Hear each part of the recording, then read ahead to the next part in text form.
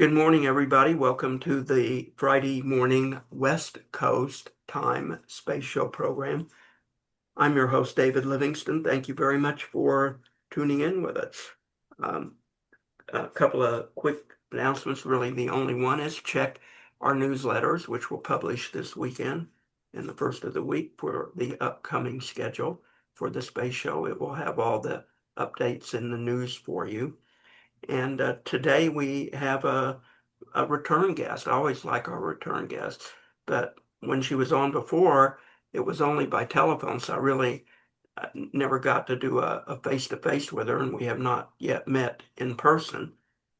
So Dina Weibel is with us, Dr. Dina Weibel. She's a professor of anthropology. She has a joint appointment at the School of Interdisciplinary Studies at Grand Valley State U and a fellow of the Explorers Club, where she serves as chair of the Chicago Great Lakes chapter. Her bio's on the website, so I don't really want to spend time reading about her.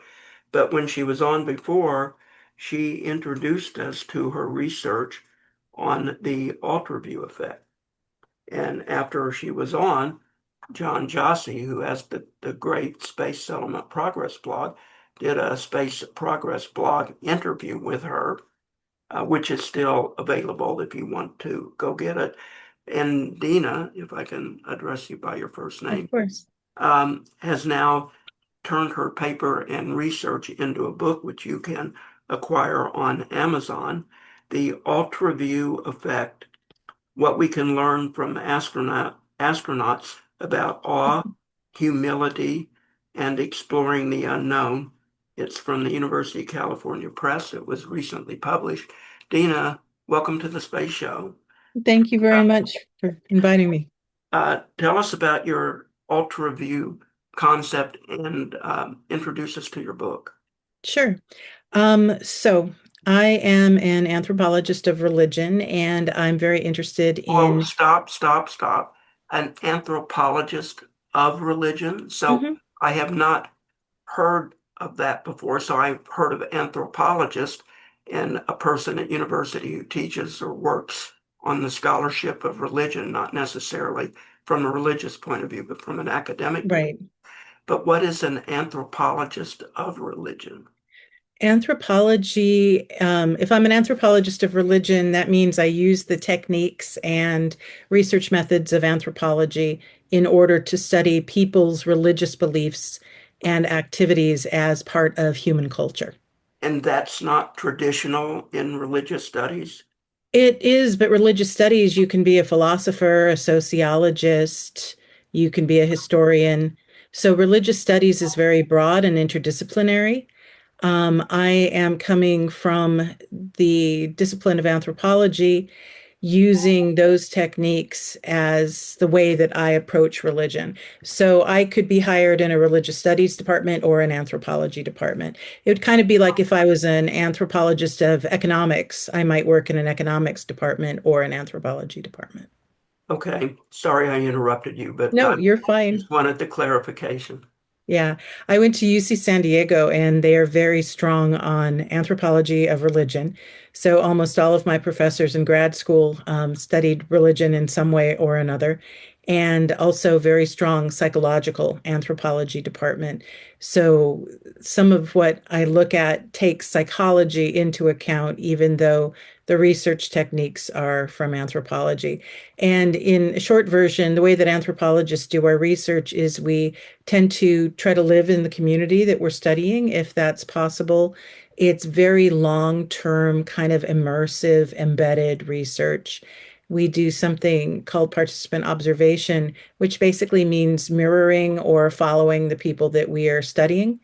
And so instead of spending most of my time in a library, I'm more likely to be visiting in this research NASA field sites, going up in airplanes with test pilots, exploring. I spent a month living at the Vatican Observatory in their guest department, following them around, the Pope's astronomers, and making them answer my questions. We rely very heavily on interviews. And so my area of research before I started studying space was studying pilgrimage, so sacred places, people traveling to places that were considered sacred. And I did most of my initial research in France at a shrine dedicated to a Black Madonna. The shrine was about 1,000 years old. But what was interesting about it is it was built on the side of a cliff, and people would have to climb this enormous staircase to get to the top of this cliff. And that experience of being on your knees, climbing the staircases one step at a time, up against this huge cliff that would just kind of lean over you. I found it very interesting how the physical experience of feeling small next to something enormous had an impact on people's emotions, how they interpreted what they were feeling from a religious lens, et cetera, et cetera. I met my husband, Glenn E. Swanson, when I got hired here at Grand Valley State in West Michigan, and was very interested immediately in quizzing him about the religious lives of astronauts, because I'd been curious about that for a long time. The first person I ever interviewed who was an astronaut, and by convention we use pseudonyms, was an astronaut who self-identified as evangelical. And when I interviewed him, his whole experience of going into space, the missions that he had taken, he understood it all through a religious lens. I mean, not entirely, but it was one of the ways he made sense of the story of why he was an astronaut, what he was seeing when he was in space. And I got very interested in Frank White's idea of the overview effect, which I'm sure a lot of your viewers and listeners are familiar with, where astronauts in space will look at the Earth from space and have often a transformative experience where they're blown away by what they see. They see the world differently. Their understanding of humanity changes. And I started doing more interviews with astronauts, really focusing on the overview effect as part of what I would talk to them about. And one of the early astronauts I spoke to, who I call Zach, not his real name, started talking to me about other things he had seen while in space, including being close up next to the moon, which was incredibly impressive for him, a kind of lunar overview effect.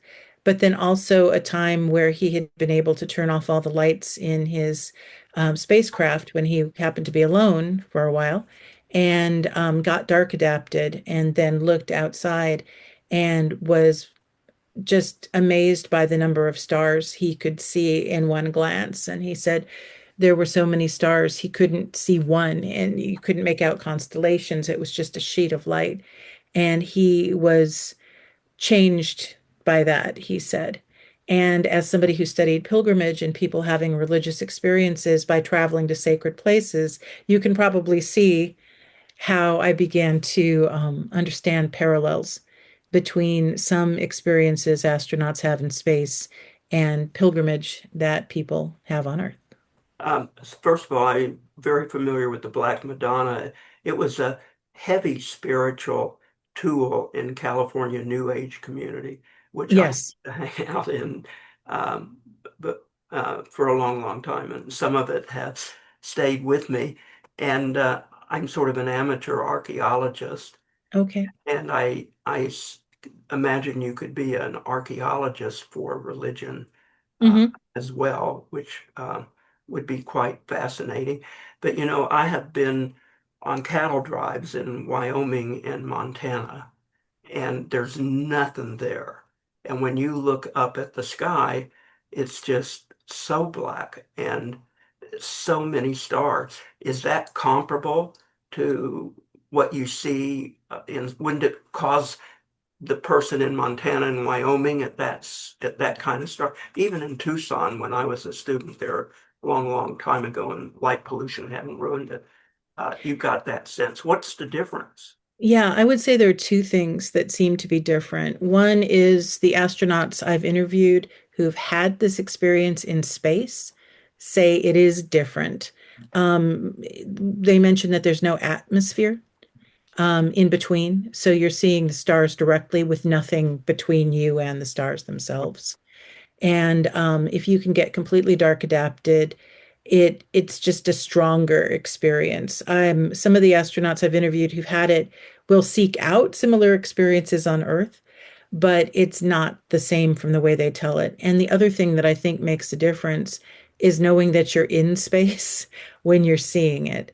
So there's less of a sense of this is the sky. You can almost sometimes see the sky as like a screen above you. Ancient traditions, some of them saw, the inside of the sky as the inside of a bowl or the celestial spheres, this idea of being contained and you're on the earth and this is above you somehow, like on the ceiling. Um, when you're in space, you don't have that sense that it's somehow separate from you. You're in it. It's around you. One of the people who wrote about this in a very beautiful way was Michael Collins, and he talks about seeing the stars and carrying the fire. He talks about seeing the stars above him and below him and just being surrounded, and how that was a much different feeling. He said it was the best view of the universe that any human being had ever had.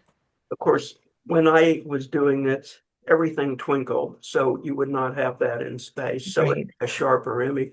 But people now that live in those areas tell me that when they look up at the unlimited dark night sky, starlinks are going by. And I mean, they can see them. They can see the streaks of so Absolutely. many Yeah. different satellites going by. So I would imagine in space, you have none of that. Yeah, hopefully not. Hopefully not for a while. I think And that's it a seems big difference. right. And it seems interesting because it's harder to have this experience in space than some other ones. So when I compare it to the overview effect, obviously the International Space Station has the cupola, which was absolutely designed to look back at Earth. And so it's very easy. A lot of astronauts spend hours in the cupola, their time off in the cupola. A lot of people become amazing photographers in the cupola. But looking the other direction is hard because you have to have the lights off. And one of the astronauts I interviewed that I call Theo got very frustrated because he wanted to see stars from space. He'd probably heard about it through, astronaut channels. And he couldn't get the first two crews that he was with to agree to turning off the lights. And he said to me, it's like if you want to look at the night sky, but you're in your house and all the lights are on in the living room and you go to the window, you're not going to see any stars. But people wanted the lights on because they were getting work done and they were, following the red line, all the things that NASA wants you to do. And it wasn't until a later mission when he was actually friendly with the commander that he was able to get the cooperation of the crew to turn off the lights during a night pass when they were on the dark side of the earth. And that which lasts about 45 minutes and get enough time to be dark adapted and then look out. And he described what he saw as, he said, it's unbelievably solid up there. It was a hard white wall. And so it sounds like it's difficult to achieve. Um, And it seems, as I'm starting to learn, that it may have something to do with how well you see it, not only where you're positioned vis-a-vis the Earth, but what season it is, how you're looking toward the Milky Way, how much of it is in view. And my own husband was like, I don't know if they're going to see that many stars. But he and I, and a different group of people at Grand Valley and the Grand Rapids Public Museum have an annual event called Roger That, named for Roger B. Chaffee, who was an Apollo 1 astronaut who died in that accident, but he was from Grand Rapids. And we started it in 2017, so it's going strong. But we had a speaker this past year in February, Jeanette Epps, and she was showing her slides and showed a quick video. And they had been in the Japanese module of the International Space Station and were able to turn off the lights. And she was trying to photograph aurora, but what she found was this amazing star field. And she showed us this video. And Glenn sitting next to me was like, oh, that's what they were talking about. For the astronaut I call Zach, he was in lunar orbit, so completely removed from any light influence from the Earth, and because of the position that he was in at that moment. So I think there are better views and less better views, but from what I'm told, it's hard to do. But if you can do it, it's clearer than what you can see from Earth. Um, John, I know you have a question, but let me ask her one more and then I'll turn it over to you. But so for the overview effect, which we've covered extensively on the space show, um, it seems like the lesson learned is that there's no borders, there's no this, so we can all work together, save humanity, and have a kumbaya lifetime together. Okay, I'm being a little bit facetious, right? Or Okay. sarcastic. What is the takeaway from the UltraView? And is that harder to sell to the non-experiencer than the overview effect? It's an interesting question. First, I'll point out that among the astronauts I've interviewed, not everybody had the overview effect. Amen to I- that. Thank you for saying that. I've heard that myself many, many times. One that I call Alan, he said that he, kind of prepped for it and he'd heard about it. He was looking forward to it. And then he looked out and he's like, it was fine. But he said this idea that you were going to um, have this moment where you realize that borders were arbitrary and that we're all one and that the atmosphere is thin. He said, I already knew all of that. So he really didn't have an intense experience there. With the UltraView effect, I like to contrast when I give PowerPoints or talks. I like to contrast two quotes. I don't have them completely memorized, but Richard Garriott de Cailloux, who is one of the early spaceflight participants who went up with Space Adventures and spent 11 days. He went up with the cosmonauts, spent 11 days on the International Space Station, I think in 2008. He talked about like understanding Earth in a way that he hadn't before, where he could see how thin the atmosphere was. He could see that the Earth was a planet. Like stuff that had been abstract before was made really clear. Like, okay, I get it now. And that's one of the quotes I have from actually an updated version of Frank White's book. I get it now. I get the Earth, which I think is interesting. Um, I like to contrast with that with a quote from the astronaut I call Zach, which was when he looked out and saw all of those stars and realized that there were so many. He said, "We don't know crap about anything. We really don't." And that's a direct quote. So the overview effect, from what I can tell, feeling of awe, amazing, but also I get the earth now. I understand the earth better than I did previously. Whereas looking out and seeing so many stars that you can't even come close to processing what you're seeing, um, and knowing that that's real, that that's out there, and that we know nothing about it, that is much less kumbaya and much more existential terror, like freaky. Um, Zach like couldn't sleep as a result of really having that brought home to him that there's this huge reality that he was seeing with nothing, through a pane of glass, some good thick glass, but that this was something that he couldn't like he couldn't understand the same way that somebody can be like, okay, here's a planet. So I think it's more of a feeling. I talk in the book a lot about what awe is. And it's not pleasant. You can be in awe of something because it's amazing. You can appreciate something, but there's a component of fear and disturbance in awe. And I think some people get that looking at the Earth when they decide how fragile it is. Another astronaut, I quote that I call, now I'm blanking, is it James or Charles? I think it's James. Um, Said that he looked at the Earth and realized humanity would destroy itself within the next 500 or 1,000 years. He had no doubt. Like it's just too fragile. It's not going to work. So there could be some dread and stuff there. But I think for most people, it's an appreciation of the earth and a realization that we don't know what we're doing when it comes to space. Like we don't, it's not that we don't know what we're doing, we don't know what it is. There's just so little that we understand, and being aware of that. John, you wanted to talk. Well, she pretty Dina, you've answered my questions, I think. I was going to ask you about the fear aspect, but these you call them hyper objects. Maybe you can Mhm. expand on that term a little bit, but Sure. I experience awe and wonder and appreciation of nature when I see the stars and these hyper objects as you describe them.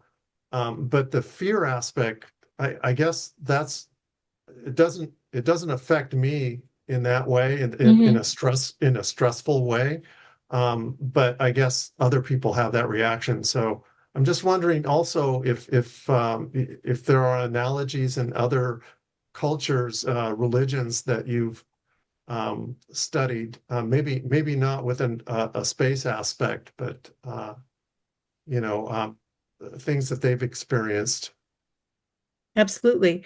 First, the idea of hyperobjects came from a philosopher named Timothy Morton, and he argued that there are objects, but also concepts that are so enormous that we can't understand them fully. Like we are the bodies that we have, the brains that we have just can't reach that full level of understanding. And so he argued we see them in pieces. So he talked about climate change, he talked about the earth itself, he talked about the universe, where you start to understand something, but it's so enormous that that inability to understand it and the awareness that you probably can't fully understand it becomes disturbing. Um, and he talks about people feeling upset as more and more information is revealed because it's destabilizing. You think you know how things are. Most of us just kind of go through life just, here's the sky, it's got this, the sun in the daytime, and sometimes there's the moon out at night, and I like to look at the moon and its different phases, and there's stars, and sometimes it rains, and we just have like these normal lives, but we're not thinking about what those things really are. And for Morton, it's the destabilization of realizing that I might be able to look at a galaxy through a telescope, but I can't understand right now what that is or what that means. Does it have planets? What are those planets like? Do they have life? If they do, what does that mean? It's kind of, I guess maybe, John, I would say if you've ever, do you remember ever contemplating infinity when you were a little kid? Yes, and I mean, I have a physics background, so I love those concepts, and I'm very comfortable with them. So it isn't Okay. stressful for me. Because I know for me, and maybe this is just, depends on the person for sure. But when I was little and first heard of infinity or the idea that the universe was infinite, which maybe not, but when I was, in the mid 70s, you heard that a lot. I can remember thinking about it until my stomach started to hurt and then I had to stop. Like I just it was too much. And I think there's that feeling for some people when contemplating things that are huge or vast or last beyond us. And I think in religion, you mentioned there are definitely examples of that. Um, Most common is the concept held in a lot of religions of a God, right? A creator. Is God infinite? Did God create the Big Bang? Like these questions of some of the ones that are kind of fun, like could God create an object so heavy that God couldn't lift it? Like those kinds of things. Black Um, holes. right. Or like what happens in a black hole. That's another one that can cause people to have like this sense that they don't really understand and they might not be able to understand it. And so I talk in the book in the first chapter, when I'm discussing awe, I get into the sublime versus what awe is, and philosophers versus psychologists. But Edmund Burke thought the sublime was when you contemplate something huge. It was just almost this automatic response. And Immanuel Kant was more likely to, his perspective was it's not that you just it happens automatically. It's when you try to make yourself understand something that's really hard to understand. And that's where you feel it. So you make it happen through the contemplation. Dina, can I take you real time for a minute? Sure. Because I almost hate to do this, but given all the government disclosures on ET, UAP, and all of this stuff, and the Spielberg movie, which several of us have seen on Yep. Disclosure Day, what I saw. happens to the UltraView if Disclosure Day is real and we have ETs coming to Earth through this UltraView expanse somehow? How do you how is that going to relate? I don't even know how to ask the question, but I would imagine that changes how you see that expanse, even in space, knowing there are critters out there that can travel around and get here and work with physics and do things. I just think that changes the game substantially. Yeah, I think it's interesting because one of the things that it doesn't change as much as people might think is the problem of scale. So if we think about our own solar system, right, there could be life somewhere, like maybe microbial life or something we don't know about on Europa, for instance, right? The Europa Clipper is on its way. Um, if we think about how we are in one arm of the Milky Way galaxy, and this galaxy is all around us. This is what we're seeing, right? The astronauts that I've talked to who've looked into the stars, they're looking into the Milky Way galaxy. The expanse beyond that, and then beyond that, and beyond that. Even if there was intelligent life that was close enough to reach us, like in the movie, um, you might ask yourself what's beyond that or beyond that, and where did this come to be, and how deep is time. So I think the capacity to be overwhelmed by what we don't know wouldn't go away if we became able to be contacted by alien beings, extraterrestrials. And I thought it was interesting and kind of on a wrong-footed, a slight spoiler for Disclosure Day, but one of the characters says, "How would anybody believe in God if we have these divine beings?" And I remember thinking, and I've read other reviews that say the same thing, why would I think of an extraterrestrial as a divine being? If they arose on a planet like we did, they might be more advanced technologically, but this idea that they're somehow gods compared to us wouldn't necessarily be where a lot of people would jump to. So I think the idea of what is this universe? What is this universe for? How far does it extend? I had a really great opportunity. I met with John Lomberg, who was the design director for the Voyager Golden Record. I mentioned to you earlier that my husband and I are working on a book with him on the 50th anniversary of the Voyager Golden Record. And in Hawaii Island, what used to be known as the Big Island of Hawaii, close to where he lives, there is this amazing botanical gardens that includes what is called the Galaxy Garden. And John Lomberg worked on this, and it's a scale model of the Milky Way galaxy made of plants. And it has different types of plants representing different types of things. But there is a specific plant called the gold dust croton, and the leaves have little dots of gold on them. And he said, if you come here, he took us into the Orion arm of the garden, and he said, okay, this is roughly where Earth is. You can see that we're surrounded by stars. And then seeing all these leaves, right, representing different stars around us, why would somebody from over here explore where we are? They'd explore where they are. And it really drove home. It's got a supermassive black hole as a fountain in the center of it. It was really amazing to have this representation in plant form of And I recommend anybody go, you can look up Galaxy Garden. I think it's galaxygarden.com.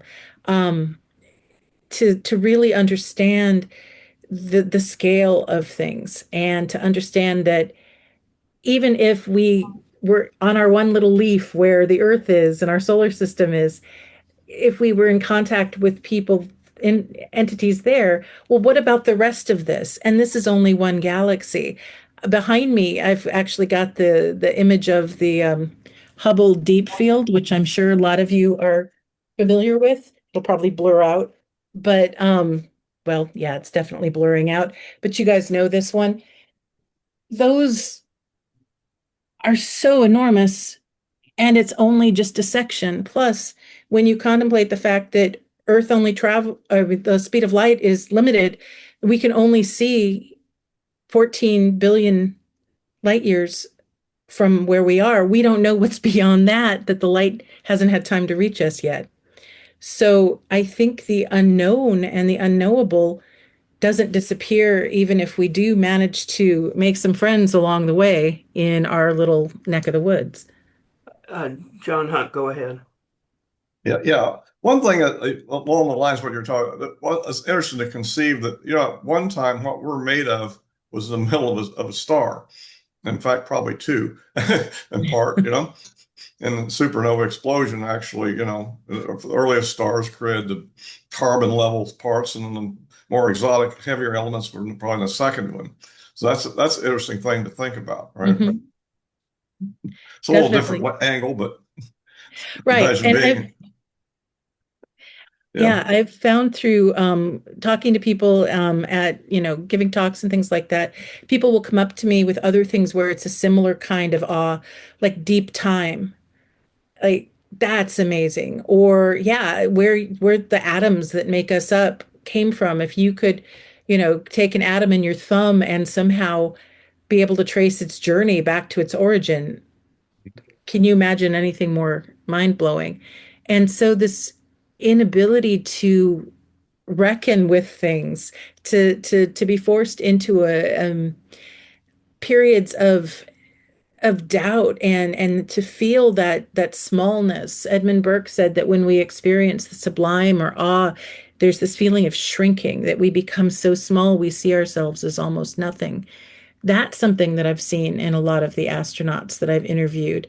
And I always have to say, I know that not everybody involved in space exploration is humble at all, right? There are definitely some arrogant people out in this world, but for astronauts who really think about space and other people in the space community who think about space, if you know how small we are and how tiny everything is compared to the rest of the universe, it's really hard to be overly arrogant or to have strong feelings that we know everything already. And that humility is very characteristic.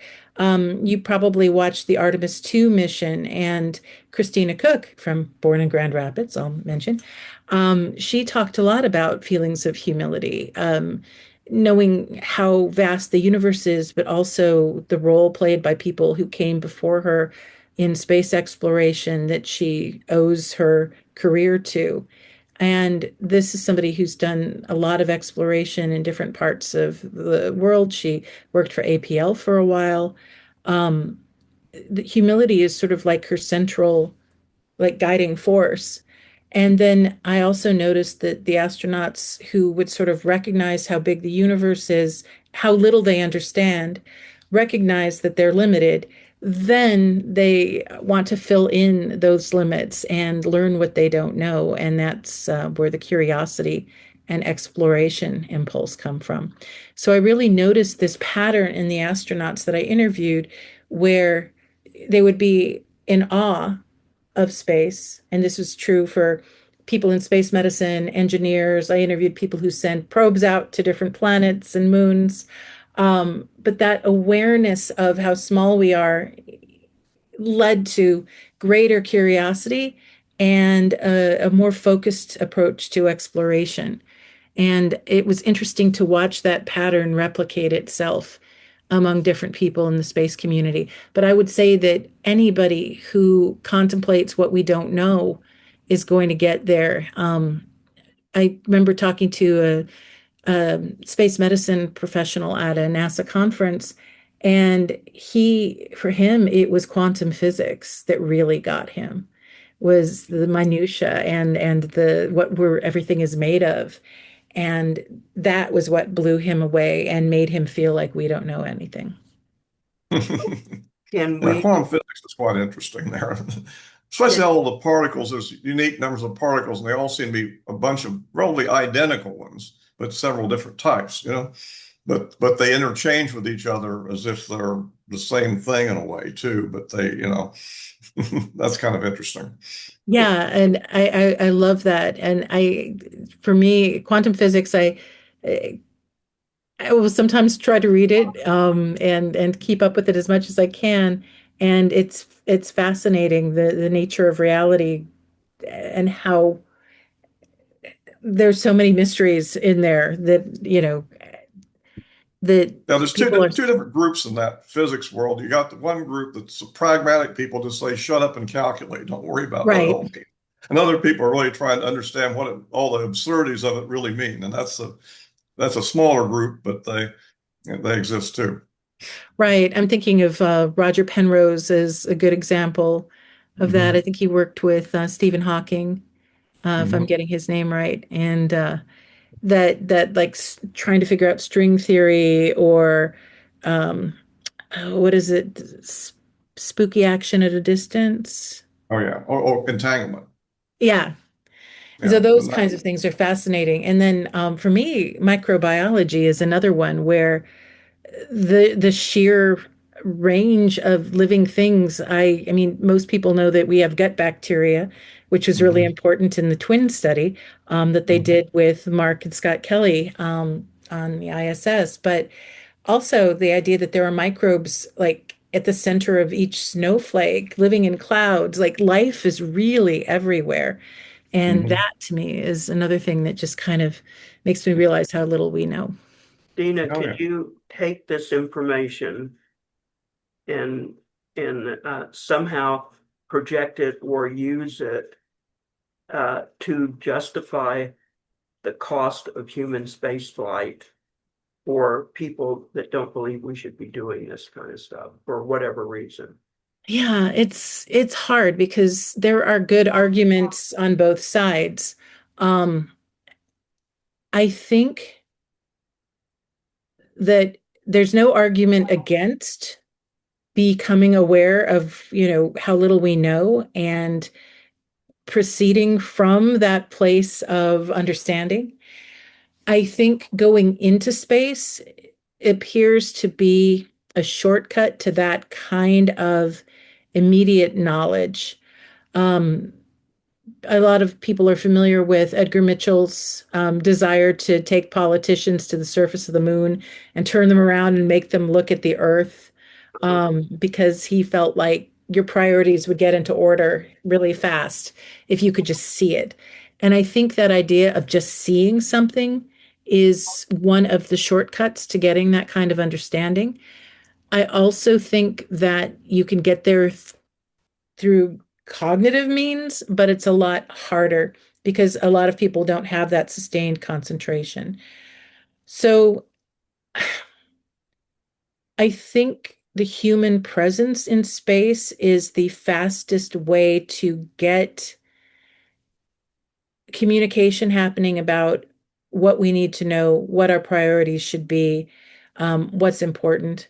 I do think, we do need to figure out the space thing at some point because not to be like one of the Planet B people, but if we want to continue existing as a species, there's some things we can control, there's some things we can't control, there's some things we can predict, there's some things we can't predict. And being able to live somewhere else would certainly protect us and give us backup, right? Um, I think that's probably the most compelling argument, but there's so much that needs to be overcome. Going to these space medicine conferences and talking to, flight surgeons and things, just the sheer effects of both radiation and microgravity on the human body make it extremely difficult to have a situation where we can imagine long-term human presence in space until those problems are solved.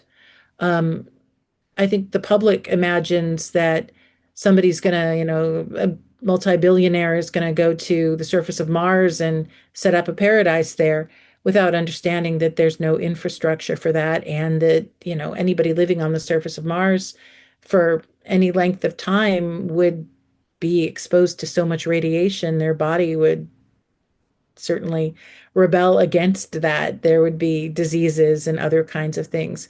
Um, there's a lot of talk, a little talk in that community about genetic modification, and do we want to create a species or subspecies, a child species that would be more able to handle radiation or more able to handle microgravity, or should we fix that through artificial gravity? Can we fix that through artificial gravity?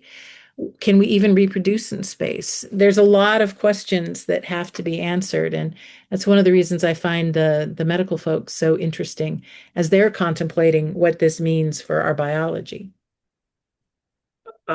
Phil, did you want to say something? Yeah, yeah. You gave me an interesting thought. I was wondering if there's a way to, and this is following on David's question, if you had a program where you tried to take young politicians up into space and to try to alter their viewpoint, you could show that monetarily the cost of doing that was justified by the fact that these politicians, once infused into the pool and once they become older and more influential in their roles, would be better at things like international politics and would actually save humanity an immense amount of money, avoiding wars and trivial concerns down here on Earth. If there was some sort of study that would sort of justify space travel through that means, that could be very influential and interesting. Yeah, it would be interesting to see. Certainly, there have been politicians, astronauts turned politicians, and I don't know if there's enough data. I'm thinking of John Glenn, obviously, and Mark Kelly, and there are probably others. I know other people have run for office and not been elected, but I think our sample size is too small right now. But it would be interesting. And I don't know if a short suborbital flight would be enough to do it or not, but that would be an interesting approach. Certainly, astronauts who've been there who talk about it, a lot of memoirs will write about how important that shift in perspective was. And I think it could be very interesting to see if that had an impact. That's a good point. If the taxpayer paid for them to go to space for that perspective and they don't get reelected, that's a hell of a waste of money. So, I'm not so sure taking a politician, there's no security in your investment. So I don't know. And then they tend to use it in a partisan way, and that sort of takes away from maybe what they saw and what they could explain if they weren't in a partisan position. So I don't know. I used to be big about politicians, but I'm not anymore. I almost chalk them off as a hopeless cause. But certainly people that influence politicians, give money to campaigns, things like that. If they had a way to experience space, and if average people had a way to experience space, you might see some progress in this direction. But then if we're the only ones doing that and hostile countries don't do it, then where are you? You're still dealing with cultures that don't share values. So I think it's really applicable if you share values. I don't know. I think it's so limited who's able to get into space in the first place. Very, yeah. And several of the astronauts that I spoke to really like to use the International Space Station as a model of what international cooperation can do, because it's a space station. It's got like 14, 15 countries involved, and it doesn't work smoothly 100% of the time, but it definitely shows that the countries that were involved were able to communicate effectively with each other, set up modules with each other, harmonize enough. We've got international crews and we've had astronauts from a wide variety of places around the world. So I think more of that is probably better than less of that. I Is think it, just the fact that that in order to go to space, you kind of have to be screened to be able the sort of personality that can live in a confined space with other people. That screening alone probably sets you up to be a more successful politician because you learn to get along with people better, and create less friction. So just the fact that you've been to space to me kind of weights that person as being a better politician and somebody I'd be more likely to vote for. And it might also make people less likely to want to go into politics, actually, which would be interesting thing where you're like, no, I don't want to do that. But I think the idea, if you really do want to make changes, politics are where you want to go, perhaps.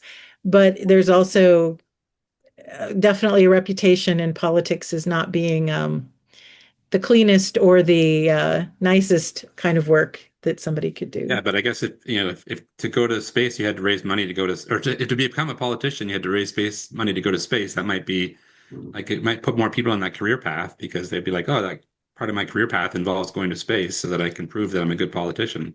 That's interesting. well, Oh, go if ahead. being in confined spaces and having to get along with people qualifies you for Congress, then it would seem to me people deployed on Navy ships and submarines Submarines. Yeah, would I was just thinking just that. as qualified, maybe a submarine even longer, because you're really confined. You're underwater, which is many ways comparable to being Hmm. in space. And if you're nuclear, you could be on an 11-month voyage and never resurface. So I would think um, those parallels to qualify you for political office are there, but I wouldn't, in a practical sense, go down that road. But Dina, is it your goal for bringing UltraView to the attention of the public that it maybe has as much presence and understanding as overview effect? I think it potentially could. One of the things that broke my heart recently is when they decided not to go ahead with the Gateway lunar um, station. I don't know if you recall it, but it was going to be in lunar orbit, I think in one of the Lagrange points. And it was a joint project, kind of like the International Space Station.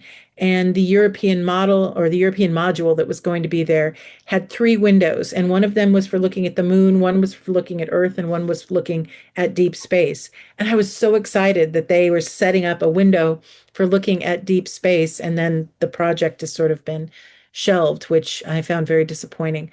But I think it could be. I think it's a different kind of knowledge than what we get from looking at the Earth.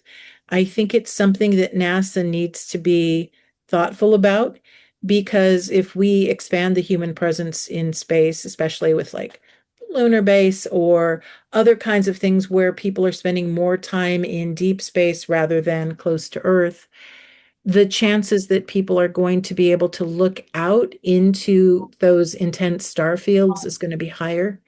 And I think it's important to know the way that that's going to affect people. Um, and I if could, we, oh, go sorry. ahead. I thought you were pausing there, but I was gonna add a couple more things about Lunar Gateway because I actually studied this recently, and I agree with you that it's a good idea. It's actually a space station that's in orbit around the Earth-Moon system, technically. Okay, Um, so it's going around the moon, but it's actually orbiting the Earth-Moon system. So it's always facing, the orbit always faces the Earth. And what that means is you're in constant communication with the Earth, which you can't be when you're on the moon. Well, I mean, you can be if you're on the right side of the moon, but you know, right. it's in constant communication. But it's also it gets access to sunlight almost all the time, like so much of the time, so that you barely need batteries, and that's very good for reliability. So it's kind of like Absolutely. a way station on the way to the moon. That's very valuable, and it's also a great place for, like I said, all additional research that could be done on low gravity and proving that we can people can live outside of Earth's magnetic field, Mhm. to see how that works out. All these things are really interesting, reasons to explore that particular orbit and have a station there. So I'm really supportive of what you're saying. Yeah, I'd love if they brought it back. And my understanding, and maybe I'm confusing it with a different one, but it wasn't going to be have a crew on it constantly. It was going to be sort of a if they needed there to be their people there temporarily to assist in other missions and things like that. And I definitely think that launching from something in orbit like that or from the lunar surface is cost saving at the very least, in terms of the amount of energy you would need to get a rocket into space from either of those places. Well, they had really rotten plans on how to use it and what they were doing with it. It was only partially inhabited Mhm. in a year's time, and it wasn't needed in order to get to the moon by the newer rockets that are coming out. It was only needed because the government rocket SLS couldn't go anyplace else.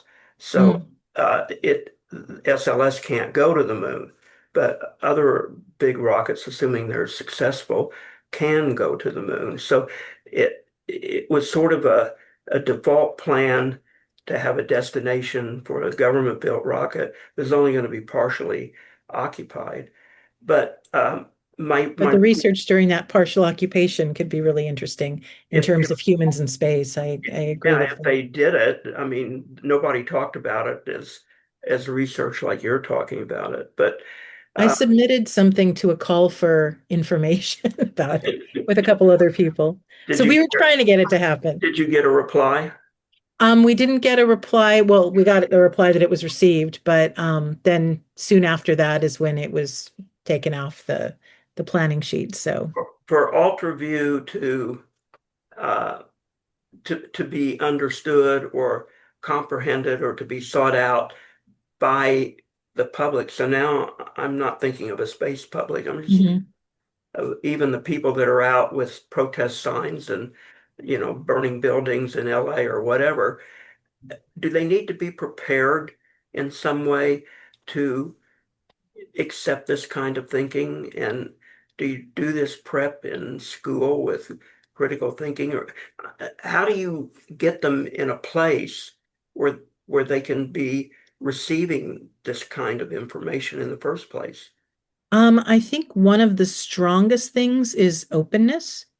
So I think one of the things that cuts people off from awe is a sense that they already know exactly what's going on. Um, and I talk about this in the book too, that there are some folks for whom experiencing a sense of humility is really like extremely unpleasant. Like, I would rather come across that I know everything. If somebody's going to suggest that I don't know something, then I'm going to pretend I do, and they better take what I'm saying seriously. And I think the idea instead that if you approach things with, I'm willing to learn more, I think this is what's going on, but if you have good evidence and good data, then I will take that into account and I might change my mind. That being willing to change your mind when new information comes in, that's basically what you need to have in order to be able to have this kind of experience.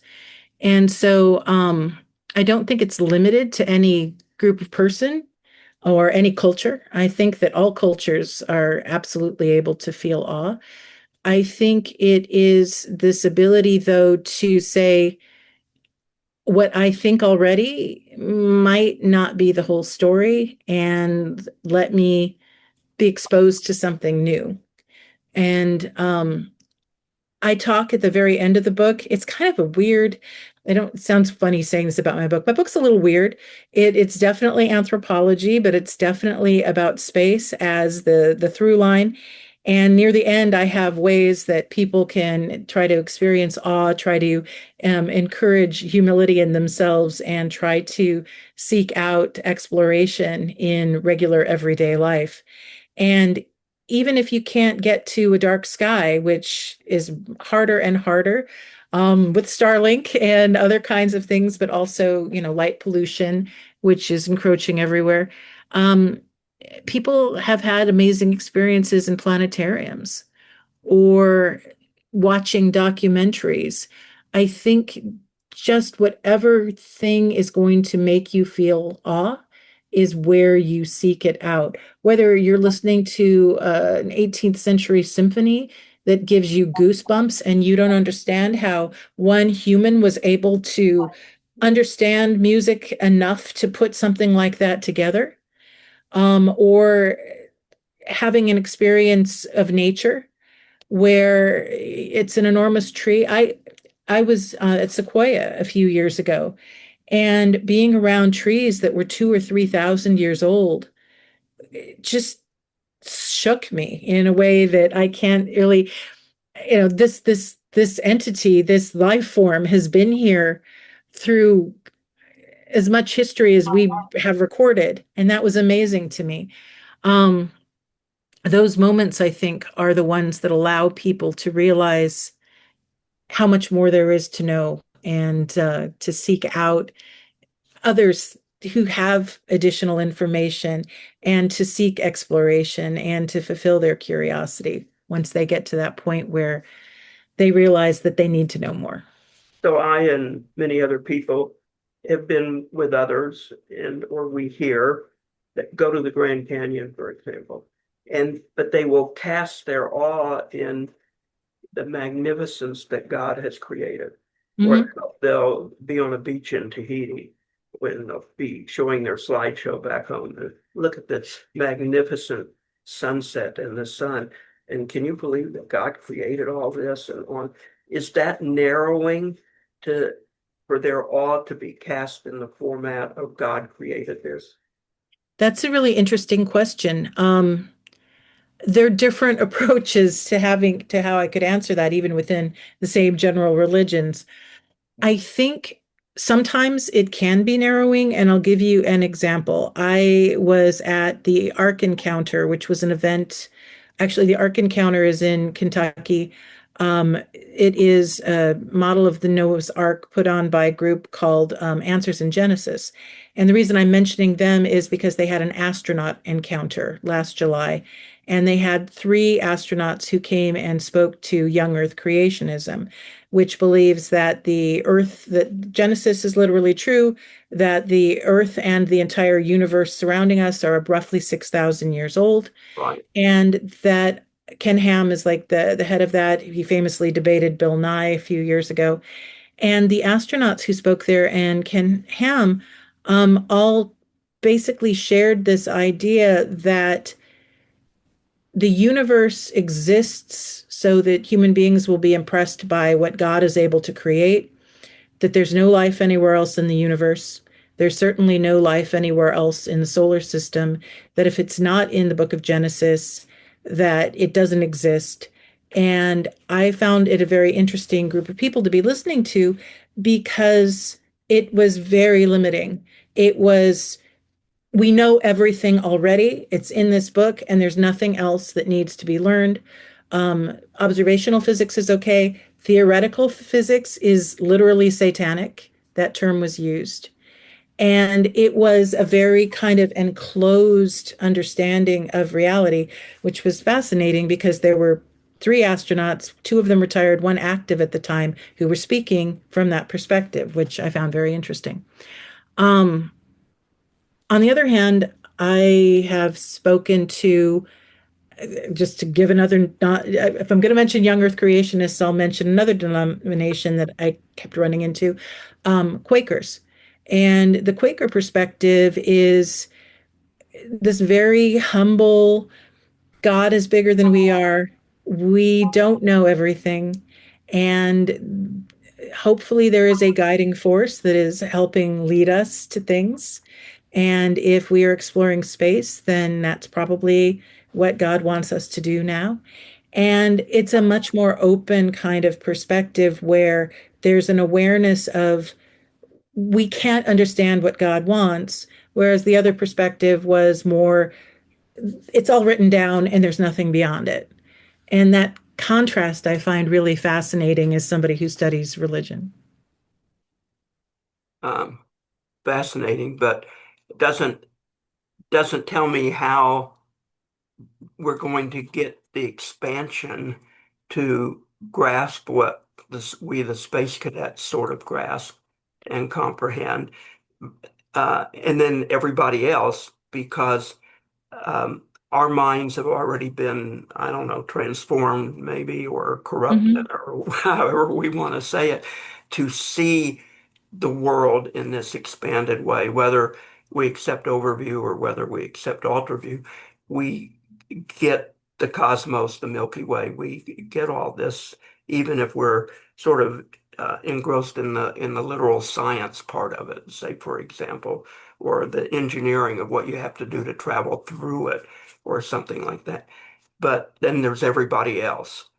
Right. And this is interesting to me too, because I have talked about this sometimes where the space community can be understood through a religious lens itself as a place where there are people who are believers and people who aren't believers and people who go through a conversion process.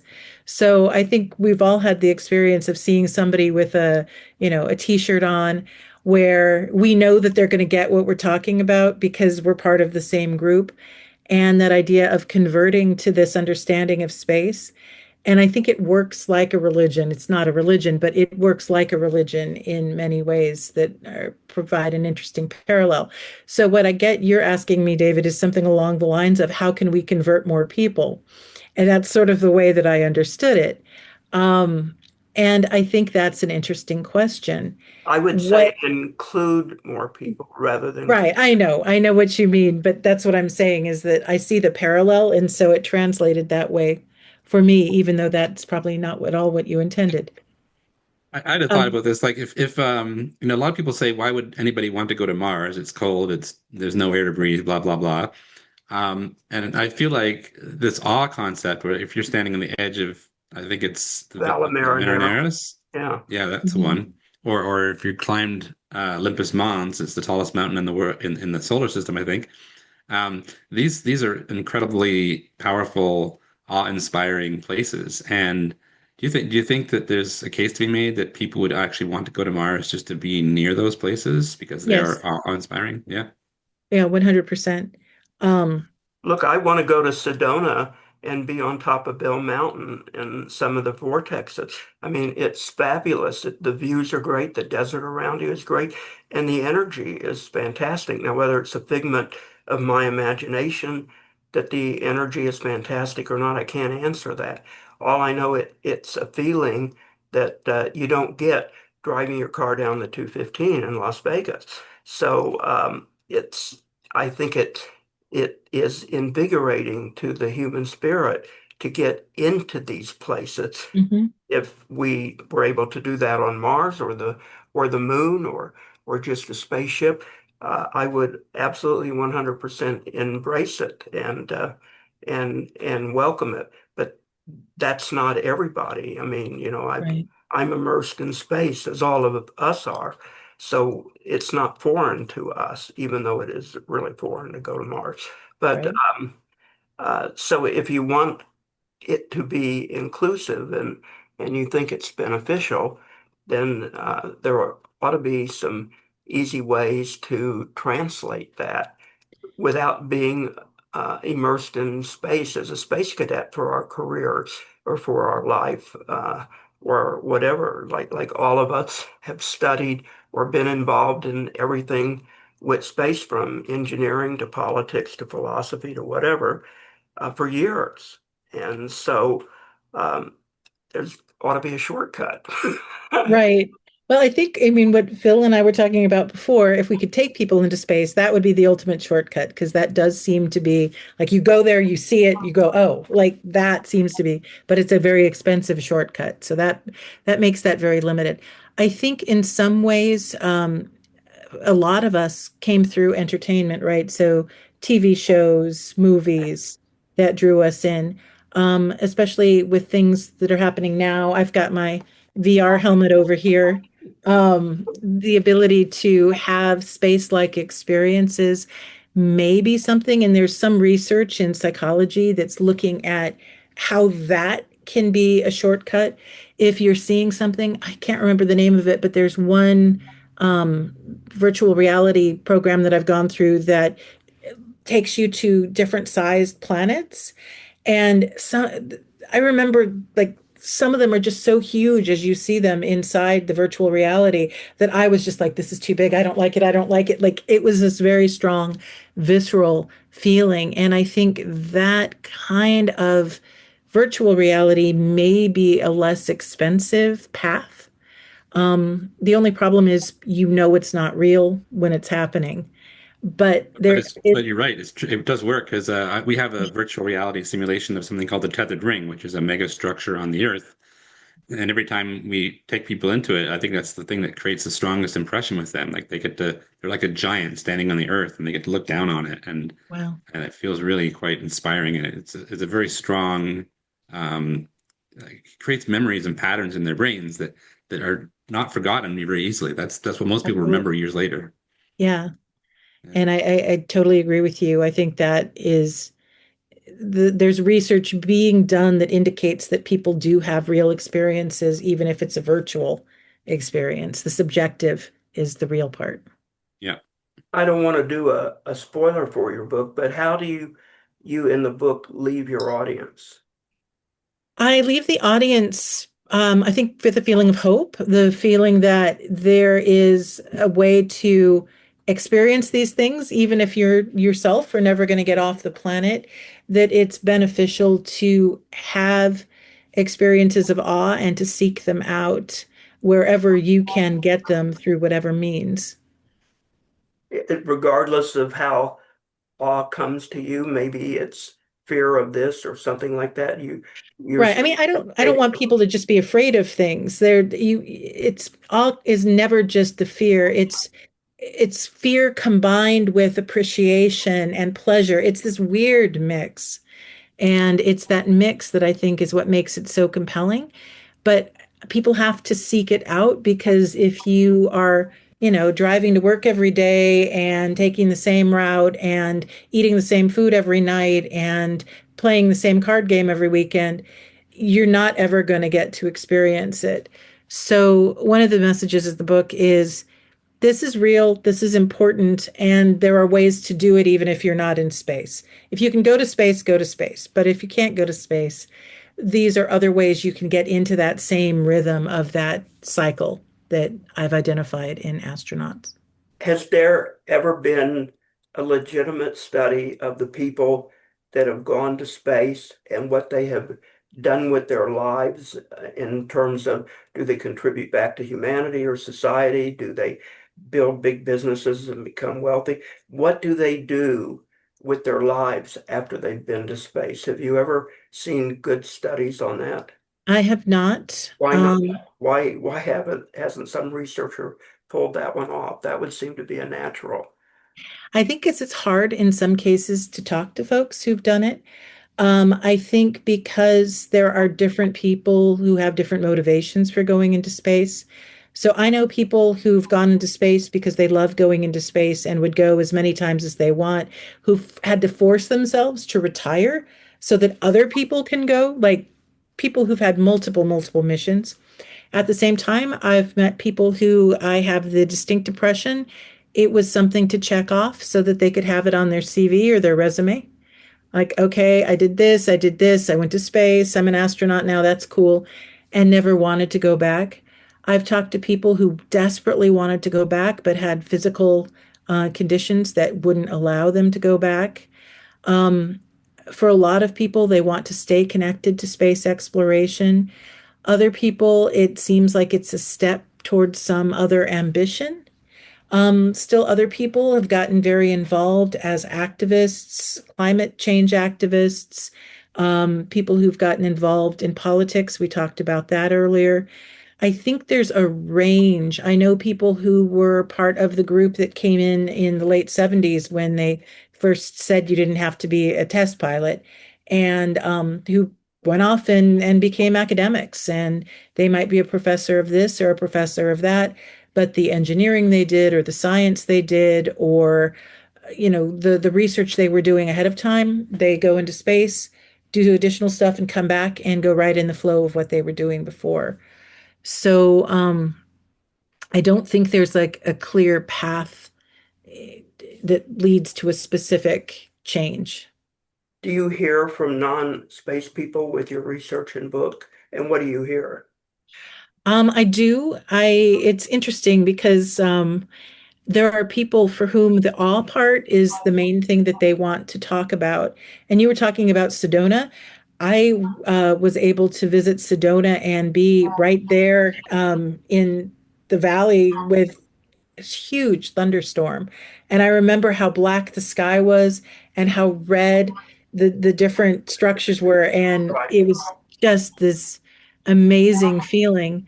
Um, I think people seeking out those kinds of experiences who are interested in the idea of space being understood possibly as a sacred place, there's a kind of an overlap. There some folks really interested in space, obviously, but the ones who aren't, that can be part of the draw.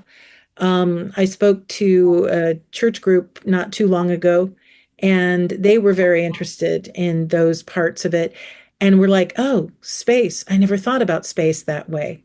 And so I think there might be ways that presenting space as something that's more of a human environment, not something where you have to be all big into tech and big into hard sciences, because I think that's off-putting to some people. I met somebody my husband and I were doing a joint book signing at the Smithsonian National Air and Space Museum this past weekend for Father's Day. And I met this guy, young man, who was like, I love space. I'm so into space, but I can't do STEM at all. And I was like, yep, that's the thing. And he's like, well, what can I do? And I'm like, well, what are you into? And he didn't know that there's this whole burgeoning area of space law. And so I think part of what the book may do, fingers crossed, is draw people in and then make them realize that space isn't this gateway, like there isn't like a, what is the word I'm looking for? There shouldn't be gatekeeping. Like if you don't understand, this equation, you can never enjoy space. I think it's recognizing that it's a human habitation, that we have people living in space nonstop for almost 26 years now, and that humans are going to live in space. And if we see it as from a more humanistic perspective, that may draw people in who don't think that they're interested in space, but who become interested in space.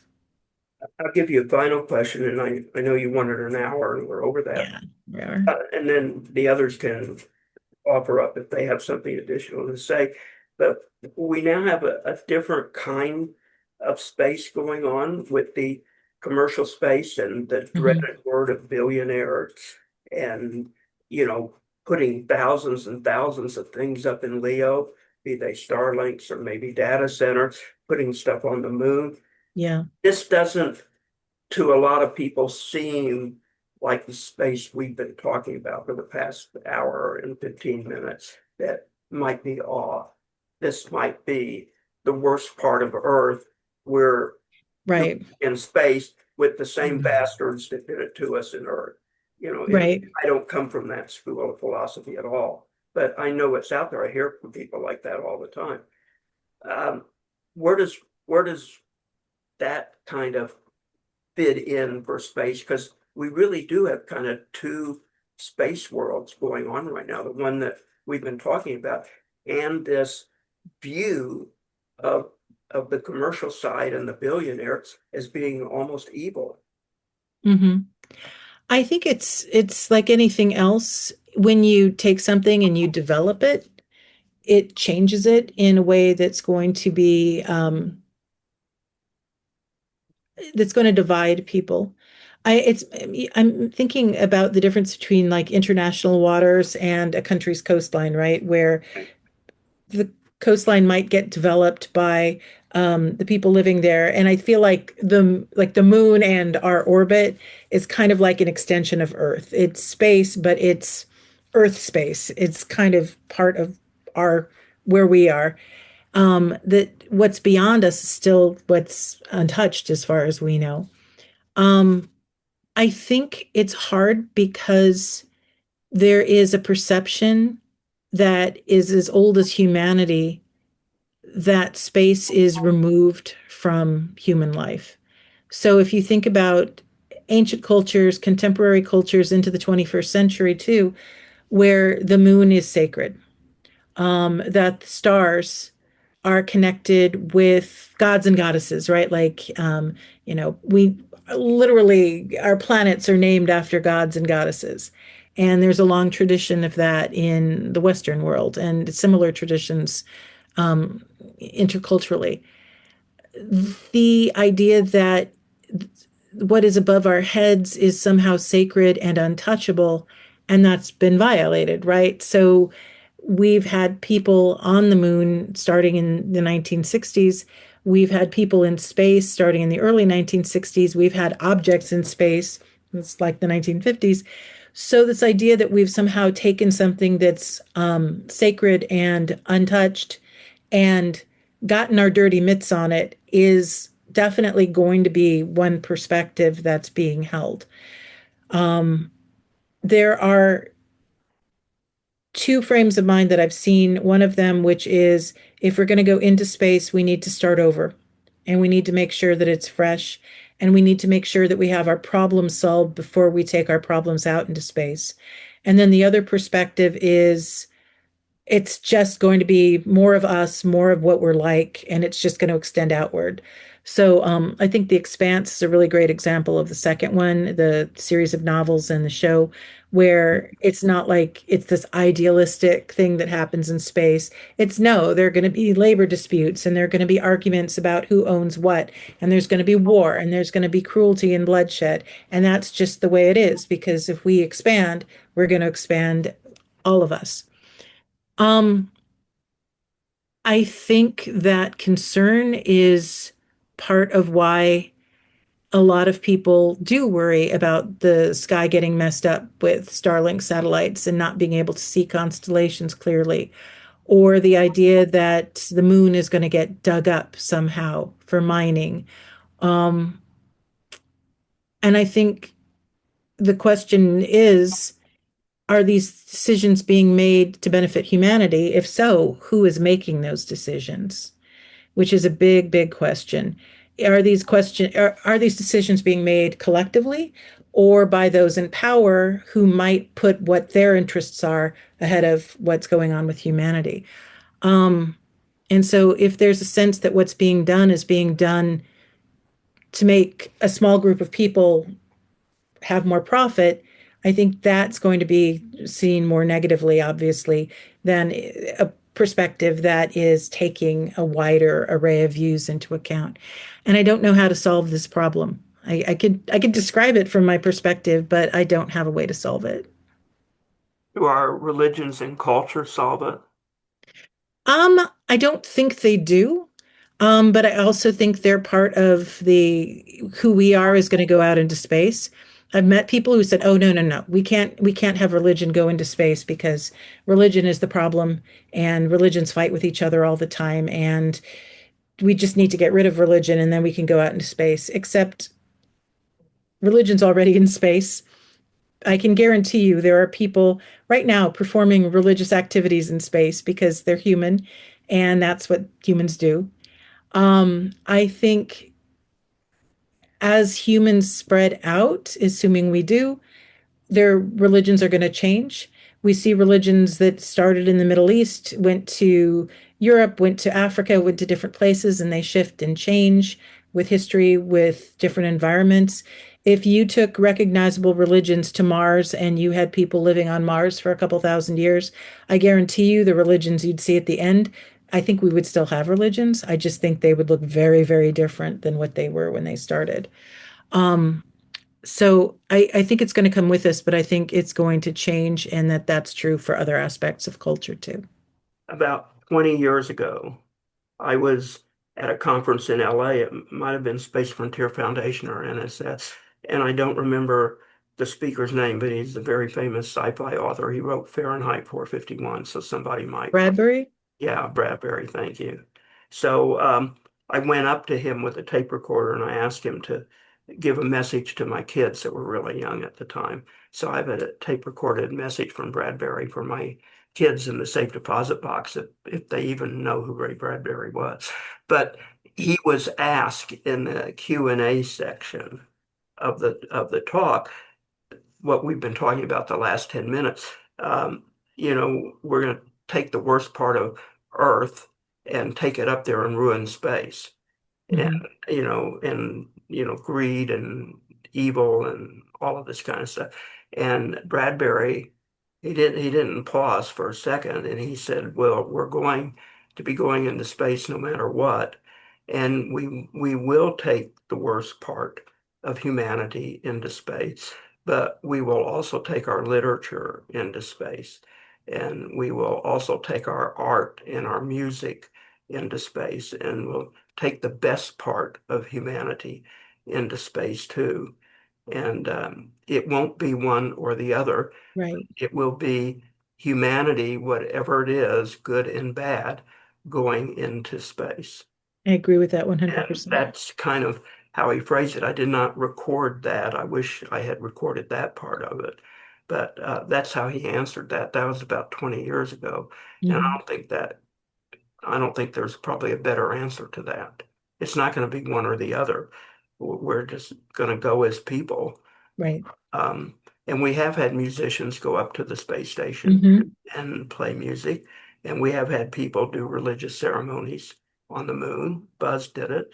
And the Israelis have taken a Torah and other symbols of their culture and humanity up into space. Right. American astronaut Jeff Hoffman took the Torah into space, the first book of the Torah. Yeah. So we will take the best of our creations, and so far, because it's probably been mostly all military and you follow orders, we haven't seen the crime and some of the other stuff that happens in development towns, but that might happen. With it, when space settlement and company towns sort of start to show up to. That's why we need space law. Like that, yeah. So I think we take whatever we are with us, and it hopefully the good prevails, but you never know. Yeah, it's true. Anybody have a concluding comment or question for Dina? I'd just like to say that for those listening on archive, Dina has an excellent website. I've posted that on David's blog, a link to it, so they can go and learn about the UltraView Effect and get her book there. Thank you. What can you read the address for people, because the chat won't come through on archives? It's on your blog, David. So you posted it on the spatial blog. Yeah, on our but it's Dina. How do you pronounce your last name? Weibel. Weibel.space. The UltraView Effect. I mean the link is on your blog, David. Okay, and that's on the spatial.com, everybody. Yeah. Do you have a closing comment, Dina? Did we miss anything that you wanted to share about your book? I will show the book again because I'm a dork. One of the things I loved is that the publishers on the backside, the astronaut is upside down because of the disorientation, which I really appreciate. But what is upside down in space, right? Doesn't exist. Anyway, I also wanted to mention that my future project is a book on the 50th anniversary of the Voyager Golden Record. I'm working on that with my husband, space historian and former NASA chief historian Glenn E. Swanson, and John Lomberg, who was the design director, one of the 6 principals for the original Golden Record. We are putting together this book. It's with Profile Books, which is a UK publisher. And I can't tell you, but we've just chosen our American publisher, which is a nice one, and haven't signed a contract yet, but to be announced. It should be coming out in August of 2027 to recognize the 50th anniversary of the launch of Voyager 2, which happened first, and then Voyager 1, which happened second, just to confuse everybody. And we're really focusing on the Golden Record itself. John Lomberg has a memoir that is embedded into the book about his meeting Carl Sagan, working on the project, how the decisions were made about the music to include on the record and the visuals to include on the record, and how those work. I'm providing kind of cultural context and then discussing the legacy and what has happened over the last 50 years, the influence both scientifically and culturally of the Golden Record. And then Glenn has been really doing amazing work on the physical record itself, how it was cut, where it was produced, what it was made of, what was included in the cover, what was included in the packet, how it was attached, even the little uranium clock that was attached to it, a lot of stuff that has never been uncovered before. And on Tuesday, we were just at the Library of Congress in Washington, D.C., and I got to hold one of the 12 duplicates of the Voyager Golden Record. 2 are in space, 10 are on Earth, and it was in a plastic container, but I was able to hold. So each Voyager mission carried the same Golden Yes, Record, yes, identical, correct? identical.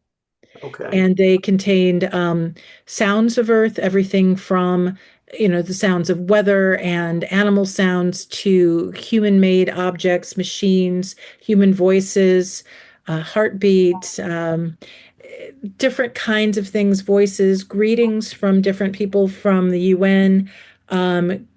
There were also a number of encoded pictures, and John Lomberg was really behind those, where they were kind of a dot dash kind of thing that could be assembled into a picture.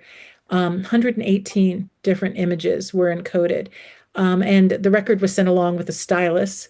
So I guess if they couldn't figure out how to play the record, they have the stylus if that will survive. The record itself is supposed to last up to 5 billion years and outlast our planet. So it really is another one of those things that makes you think, oh, wow, here's this representation of our planet that is going to outlast our planet. And will anybody ever see it? Is it encoded in a computer language, or how is that? No, it's encoded with kind of just a binary system where it's light and dark. And so if you the cover itself has the proportions for what it is, but if you were to listen to it, and I'm making this up, this isn't the right number, but if it would be like 12 sounds across and then 12 sounds across, dark and light, you could put, and then you would end up with a picture, kind of the way an old dot matrix printer works, where you could watch the dots come one at a time, and eventually you get a picture. So the idea is an advanced intelligence would be able to interpret it. Right, especially with the instructions that were placed on the front. So they would be able to hear the sounds, or if they don't have hearing, who knows, they would be able to use instruments to be able to interpret the vibrations. And the vibrations themselves then would also create something that could be used to be interpreted through eyes or whatever other visual technology that they But would have. not in an Earth-based language, so they're not going to interpret it in English or French or Latin or anything like that. Well, there are representations of those languages, people greeting. There's a whole series of greetings from people who were kind of brought over to record from the UN. But the pictures themselves are images that would be, a man with a child on his shoulder, or people riding bicycles down a road, trying to show kind of things that represented Earth from different cultures, even pictures of people eating different kinds of food so that the aliens would be able to understand how our mouths worked. This person's licking an ice cream cone, this person's drinking water, this person's eating grapes, this person's biting into a sandwich. Barbecue ribs with your hands. I don't think that one was included, but John Lomberg talks a lot about what was included and what wasn't, the rationale behind it. And we'll have some pictures that people have never seen before, not even Murmurs of Earth, that are of kind of outtakes that, this could have been included, but it wasn't, and why it wasn't. Or fried chicken with your hands. There you go. When that comes out, let me know. I'd love to have you guys on the space show with Oh, that. definitely. Yeah, that'll be, I don't have the exact date, but sometime around August 2027. Yeah, about a year from now. Yeah. Did anything else about the book, the current book, that we should have talked about, but we didn't talk about? Let's see. It is available on Kindle. There is an audiobook version of it, which was a delight because I was able to listen to voice actors and choose my own voice actor, which was pretty cool. And it's very weird to go for a walk and listen to somebody else reading your book, I'll say. But um, I think the book is an interesting one because nothing like it really exists, if I could say so myself. And I think it is kind of at this intersection of anthropology, space science, and inspiration in an interesting way. Dina, thank you very much for the book and also for coming on the space show and discussing it with us. Any other comments? Otherwise, we wish you a great weekend. Keep looking up, although the sky probably won't be as dark as it would be if you were on the gateway that you wish was still going on. But we appreciate your being here. John, Phil, who has already left, and John, thank you for joining us. And we have open lines on Space Show on Sunday, so everybody come back. And until the next time, Dina, thank you very much for being here. Thank you for the invitation. Loved it. Thanks. Okay, and everybody, goodbye from the Space Show.